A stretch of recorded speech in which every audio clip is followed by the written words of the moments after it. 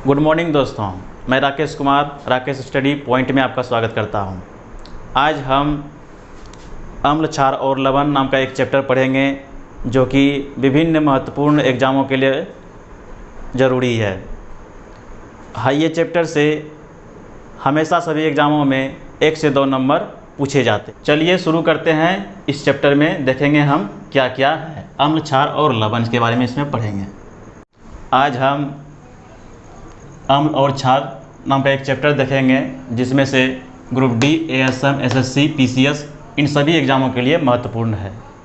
साथ साथ ये 9th 10th वाले स्टूडेंट भी पढ़ सकते हैं। चलिए हम शुरू करते हैं अम्ल से। अम्ल क्या है? अम्ल का स्वाद खट्टा होता है। इसे आप खाए भी होंगे, देखे भी होंगे।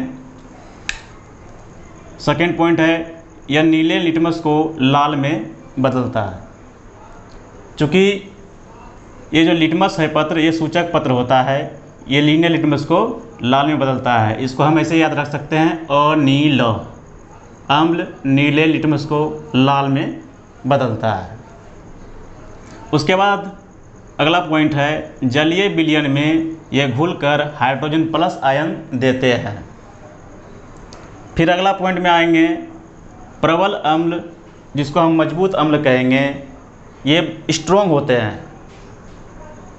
इसका एग्जांपल है HCl हाइड्रोक्लोरिक अम्ल। सेकेंड एग्जांपल है सल्फ्यूरिक एसिड H2SO4, इसको हम अम्लराज भी कहेंगे। अम्लों का ये राजा भी होता है H2SO4। इसके बाद थर्ड ऑप्शन है HNO3 नाइट्रिक अम्ल। ये तीनों अम्ल जो है बहुत ही प्रबल होते हैं, बहुत ही कठोर होते हैं। और उसके साथ ही अगला पॉइंट है दुर्बल अम्ल। ये अम्ल बहुत ही वीक होते हैं, कमज़ोर होते हैं। इसका एग्जांपल है CH3COOH, इसको हम एसिटिक अम्ल भी बोलते हैं। इसका सेकेंड एग्जांपल है लैक्टिक अम्ल और थर्ड एग्जांपल है ऑक्जेलिक अम्ल। ये लैक्टिक अम्ल दूध में पाया जाता है और ये ऑक्जेलिक अम्ल टमाटर में पाया जाता है। क्वेश्चन आता है ग्रुप डी में कि कौन सा प्रबल अम्ल कठोर नहीं है? तो 3 ऑप्शन दे दिया जाएगा, HCl, H2SO4, HNO3 और एक ऑप्शन दुर्बल अम्ल का उसमें डाल दिया जाएगा। तो आपको दोस्तों ये एग्जाम्पल याद रहेगा तो आप आसानी से चुन सकते हैं कौन सा कठोर अम्ल है, कौन सा दुर्बल अम्ल है। उसके बाद हम आएंगे सांद्र अम्ल की ओर। सांद्र अम्ल किसे कहते हैं? ऐसा विलयन जिसमें अम्ल का मात्रा अधिक हो, जल का मात्रा कम हो। यानी कि अगर अम्ल का हो तो 50% से अधिक हो और जल हो तो 50% से कम हो, तो हम उसे सांद्र अम्ल कहेंगे। उसी प्रकार से आगे आते हैं तनु अम्ल। तनु अम्ल में दोस्तों अम्ल का मात्रा 50% से कम रहेगा और जल का मात्रा 50% से अधिक रहेगा। तो ऐसे अम्ल को, ऐसे विलयन को तनु अम्ल कहेंगे। इसे में क्वेश्चन इस तरह से पूछा जाता है, परिभाषा दे दिया जाता है कि अधिक अम्ल तथा जल का अल्प मात्रा को हम क्या कहते हैं? ऑप्शन ए सांद्र अम्ल दे देंगे, ऑप्शन बी तनु अम्ल दे देंगे, ऑप्शन सी कठोर अम्ल दे देंगे, ऑप्शन डी ऑल दे देंगे। अगर आपको ये परिभाषा याद है तो आप आसानी से मार सकते हैं सांद्र अम्ल है या फिर तनु अम्ल है। अब हम आते हैं दोस्तों क्षार की ओर, जिसको हम बेस कहते हैं। ये स्वाद में कड़वा होते हैं। इसका pH मान 7 से अधिक होता है, इसी कारण से ये कड़वा होते हैं। ये लाल लिटमस को नीला में बदल देते हैं। होता ये है कि इसका जस्ट उल्टा ये होता है, अम्ल का जस्ट उल्टा क्षार होता है। अम्ल कर रहा था नीला लिटमस को लाल, जिसको हम याद किए थे अनीलो। अम्ल नीला लिटमस को लाल में बदल देता है।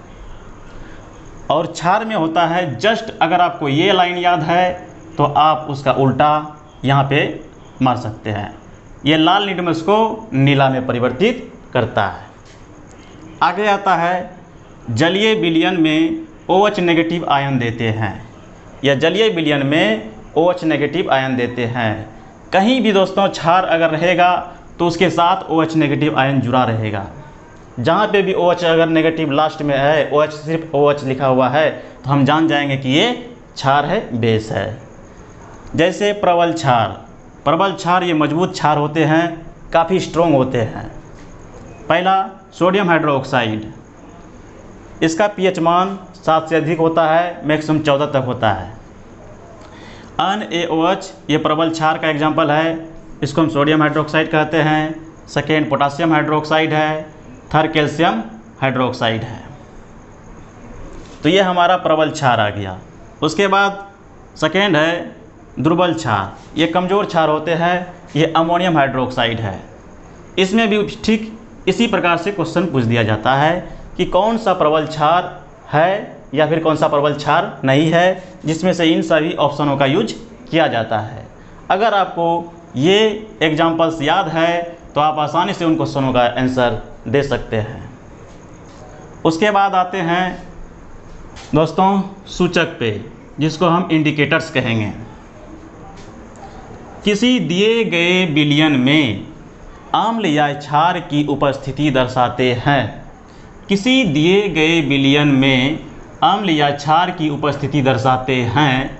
इसका रंग या गंध अम्लीय या क्षारीय माध्यम में बदल जाता है।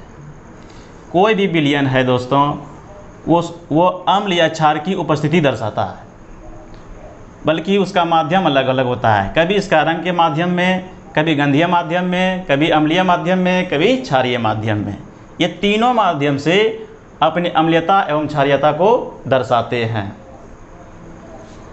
चलिए आते हैं हम कुछ टेबल को देखते हैं जो इसी से रिलेटेड है। यहाँ पे हम सूचक का नाम लिए हैं, और ये रंग, गंध एवं परिवर्तन अम्ल के साथ, रंग और गंध में जो परिवर्तन होगा वो अम्ल के साथ होगा। और ये अगला लिए हैं रंग, गंध में परिवर्तन क्षार के साथ।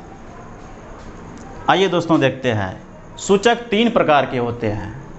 पहला सूचक प्राकृतिक सूचक, जो पौधों द्वारा उपलब्ध होते हैं। सेकेंड आता है कृत्रिम सूचक, जिसको हम लैब में तैयार करते हैं, उसको हम संश्लेषित सूचक भी कहते हैं। और तीसरा सूचक होता है गंधीय सूचक, इसको हम ऑल्फैक्टरी भी कहते हैं। तो दोस्तों आइए हम इस सूचक के टेबल को ठीक ढंग तरीक़ा से समझेंगे, देखेंगे और जानेंगे। पहला है प्राकृतिक सूचक, जिसे हम पौधों से प्राप्त करते हैं। ऑप्शन नंबर 1 में है लिटमस।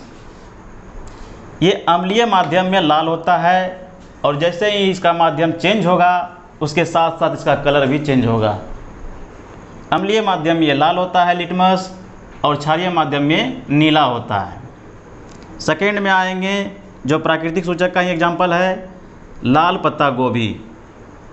ये अम्लीय माध्यम में लाल होते हैं, लेकिन क्षारीय माध्यम में इसका रंग बदल के हरा हो जाता है। आगे आएंगे और देखेंगे इसका थर्ड एग्जाम्पल हल्दी। ये अम्लीय माध्यम में पीला होता है, लेकिन जैसे ही इसका माध्यम चेंज होगा तो इसका कलर भी चेंज हो जाएगा, ये लाल और भूरा रंग में परिवर्तित हो जाएगा। तो इस प्रकार से हम प्राकृतिक सूचक का 3 एग्जाम्पल देखें। अब हम देखेंगे कृत्रिम सूचक, जो लैब में तैयार किया गया है, जिसे हम संश्लेषित सूचक कहते हैं। इसका एग्जाम्पल है हाइड्रोजेंड्रिया के फूल। यह भी प्राकृतिक सूचक है, और इसे भी पौधों से हम प्राप्त करते हैं। ये अम्लीय माध्यम में नीला होते हैं, और क्षार के साथ इसका कलर बदल के गुलाबी हो जाते हैं। क्योंकि जैसे ही हम माध्यम चेंज करेंगे और वैसे ही मेरा कलर भी चेंज हो जाएगा। जैसे अब अगला पढ़ेंगे हम कृत्रिम सूचक, जिसे हम लैब में तैयार करते हैं। इसे संश्लेषित सूचक भी कहते हैं। ये 2 गो है, एक फिनोल्फ्थेलिन, ये रंगहीन होते हैं अम्लीय माध्यम में, और जैसे ही क्षारीय में जाएंगे तो ये गुलाबी रंग का हो जाते हैं। ठीक उसी प्रकार से मेथिल ऑरेंज, ये मेथिल ऑरेंज अम्ल के साथ लाल रंग दिखाते हैं और क्षार के साथ येलो रंग, पीला रंग दिखाते हैं। ये दोनों कृत्रिम सूचक है। और उसके बाद लास्ट है गंधीय सूचक। इसे हम गंध से पहचानते हैं। जैसे वैनिला, इसमें समान गंध होता है अम्ल के माध्यम में और क्षारीय माध्यम में। क्षार के साथ जब हम जाएंगे तो इसमें कोई गंध नहीं होता है, बिना गंध का होता है। क्षार में जब हम जाएंगे तब, जैसे ही अम्ल में रहेंगे तो इसका ये वास्तविक गंध, जो इसका गंध होता है वो हमें दर्शाती है। अगला में जाएंगे लौंग का तेल। इसका जो वास्तविक गंध है वो अम्ल के साथ मिलेगा और जैसे ही हम क्षार में जाएंगे तो इसमें कोई गंध नहीं होगा। उसी प्रकार से अगला एग्जाम्पल है प्याज का रस। ये भी समान गंध दर्शाएगा जब अम्ल के साथ रहेगा। क्योंकि हम सभी प्याज खाते हैं। प्याज खाने के बाद आप 10 मिनट 15 मिनट के बाद देखिएगा आपके मुंह से वास आती होगी, और यही वास अम्लीय माध्यम का वास है। और यही वास, जैसे आप ब्रश कर लिए तो आप अपने मुंह को क्षारीय बना लिए हैं। जैसे आप ब्रश कर लिए, आप अपने मुंह को क्षारीय बना लिए तो आपका मुंह गंध नहीं करेगा। उसी प्रकार से ये क्षारीय माध्यम में कोई गंध नहीं करेगा। तो दोस्तों बात ये है कि क्वेश्चन आती कैसे है। क्वेश्चन आते हैं, आपको 3 एग्जाम्पल 4 एग्जाम्पल रहता है क्वेश्चन में। उसमें दे दिया जाएगा कि इनमें से कौन प्राकृतिक सूचक नहीं है। 3 प्राकृतिक सूचक दे दिए जाएंगे और 1 कृत्रिम सूचक दे दिए जाएंगे, या फिर 1 गंधीय सूचक दे दिए जाएंगे। इसमें से आपको छांट करके निकालना होगा कि कौन सा प्राकृतिक है, कौन सा कृत्रिम है। अगर ये सारे ऑप्शंस याद है तो आप आसानी से क्वेश्चन मार सकते हैं और 100% सही एक्यूरेसी के साथ। अब ये तो हो गया एक प्रकार, इस तरह से पूछेगा। अगर उसको बदलना होगा तो वो इस तरह से पूछेगा कि लिटमस पत्र का अम्लीय माध्यम में या अम्ल के साथ किस कलर का होता है, तब हम बोलेंगे लाल कलर का होता है। अगर यही क्वेश्चन को और पूछेगा तो पूछेगा लिटमस पत्र का क्षारीय माध्यम में या फिर क्षार के साथ कलर का परिवर्तन, रंग का परिवर्तन कैसा होता है, तो नीला होता है। ज़्यादातर क्वेश्चन इसी प्रकार से पूछा जाता है। और इस बार 2018 के ग्रुप डी में ये फिनोप्थेलिन और मेथिल ऑरेंज कुछ ज़्यादा ही पूछा गया है। फिनोप्थेलिन में पूछा गया है कि अम्ल में कैसा रंग होता है, तो रंगहीन, और क्षार के साथ पूछा गया है तो ये गुलाबी। उसी प्रकार से मेथिल ऑरेंज का पूछा गया है अम्ल के साथ तो लाल, और क्षार के साथ पीला। तो दोस्तों इसी प्रकार से इस टेबल को याद कर लेंगे बड़ी आसानी के साथ। आप 1-2 बार लिख कर प्रैक्टिस करेंगे तो ये आपके दिमाग में छप जाएंगे। उसके बाद कोई प्रॉब्लम नहीं होगी। थैंक यू दोस्तों, ऑल द बेस्ट।